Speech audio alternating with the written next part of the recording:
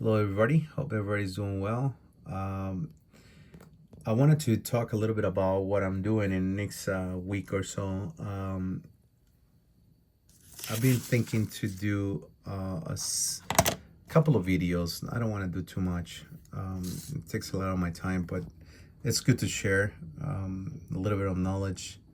And if you guys have any input or something, share with me. It would be great to see someone else work as well. This is the idea of having this YouTube channel. Um, I have a cubical quad, two elements that I did about 9 years ago. I haven't done any maintenance to it since an ice storm a year after I put it. Not even a year. I think it was like 7 months after I installed my cubical quad. The spreaders broke, and I ended up fixing it, making it stronger, way stronger. We have gust of winds almost at 90 miles an hour, and that thing is still standing. Um, but anyways, I built this tower with the Schedule 40 pipes, aluminum Schedule 40, heavy duty, heavy duty. You guys, I can probably put a couple of pictures of the type of brackets that I have used. But I make my own base, send it out to here in Chicagoland area where most of the beams for the bridges they get galvanized by the federal government specs. So that was a great thing that I did. It cost me a little bit of money, probably more than what a regular like U.S. towers. I think is the MA40. It costs like I don't know, like $3,000. This tower is probably more than that already, but it's 10 times stronger than that one. I assure you that. But anyway, I'm gonna be doing from all the since the beginning of how to build an antenna, understanding the wavelength, how to measure a wavelength, how to obtain the most gain out of the antenna. Explain a little bit of how a cubical quad works.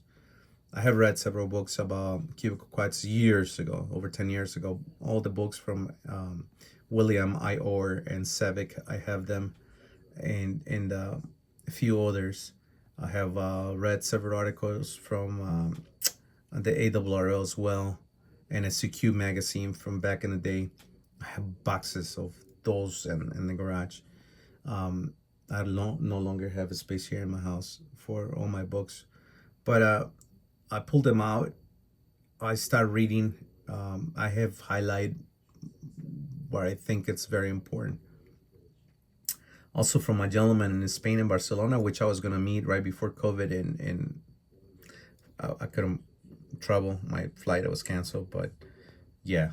Um, I want to show you guys what I have at 14 meters.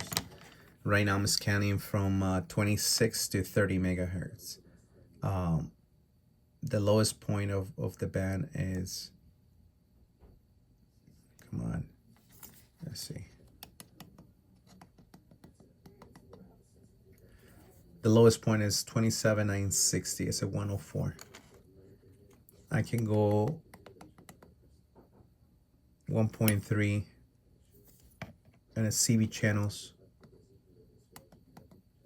at 1.4 as WR, which is good. I think it's more acceptable for 11 meters than 10 meters. But here in the 28500, I have it at 1.81. It's acceptable.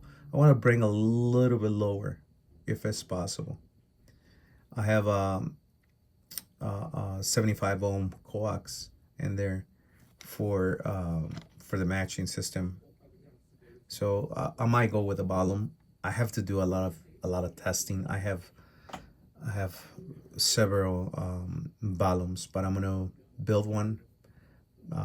First thing, I gotta bring it down, take everything apart, check the length of the wire, because the wire tend to stretch with the wind, the gust of wind, especially in 8 years since I haven't done any maintenance to it. But I want to talk about it since in the next video I will make, and I will explain how you come out with the measurements for you to have a cubical quad in any frequency, and how to obtain the most gain out of it, how to obtain between how to make a broadband antenna, and what is your gain when you make your broadband antenna, and what is your the downside of it. You cannot have everything in a single antenna. You cannot. Many years ago, I built an antenna just for transmission and one for listening. My listening antenna was a loop. It was about 150 feet loop antenna that I built. That was just for listening. When I built just a transmission antenna, I put it as narrow as possible. I wanted to be in the frequency, and the antenna was booming. It was a great antenna, but you cannot have, especially us that we're in the city lots. You want receiving, you want a forward and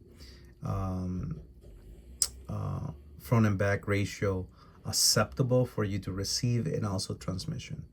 And that's the downside when we talk about jaggies and city lots. I mean, people that live in city lots. When you have a ranch, when you have a farm, that's a different story. That will be amazing for me to have, but unfortunately I cannot. So I had to work with what I have. Stay tuned. A very interesting videos are coming in the next couple of weeks. 73, and I hope you guys start enjoying spring.